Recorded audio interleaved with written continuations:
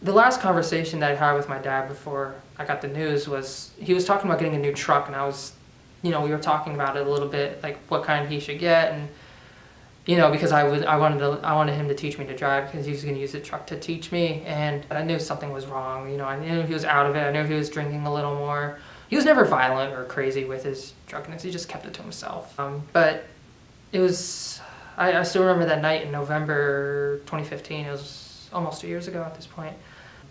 So I was up until 1 a.m. studying, and then I passed out, and I woke up. I had my alarm set for 5:30 in the morning, and when I woke up, it was really weird because it was raining outside. It was it just felt dreary, and I checked my phone because my phone went off for my alarm, and there was like 14 text messages from my mom, like 12 phone calls from her, and I texted her back and I said, "What's going on?" And she called me and she told me that she needed to talk to me. So as soon as she told me my father died, my expression just exploded. It was a bad thing to ask, but I asked my mom what happened. She didn't cut corners with me. She told me exactly what happened. He put a bullet through his head.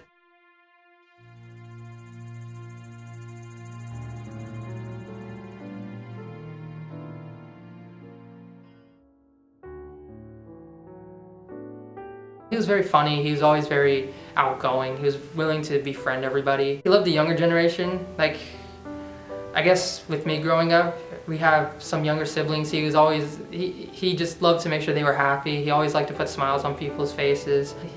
In general, he was always just very playful, but in a good-hearted kind of way. Like, he never had any ill intent towards like anybody in the family or like the younger generation. He always made sure to go the extra mile to make sure everyone was all right and happy. He just always had this quirky nature about him. He was always very selfless. I remember he drove over an hour. He called off work one day just to come to see me get my honor award in my high school, and that right there just shows how much of a good character he is, that he's willing to go out of his way to show support for his family and the people that are close to him. So this last semester, I wrote an email to my dad just catching him up on kind of the details that I've gone through. Like, I switched my major. I told him about like some of the friends that I've made. I told him about some of the projects I've done. I've told him all the changes that I've experienced and like the different kinds of food I've gone. I've told him about some of the projects that I've worked on that he's wanted to work on with me. And I told him, I wish you were here right now. We all miss you and such. But in the end, I felt really relaxed after I sent it. I felt kind of like a weight was lifted off my shoulders. It'd bring me peace because it would show that I still carry him as, part of my life.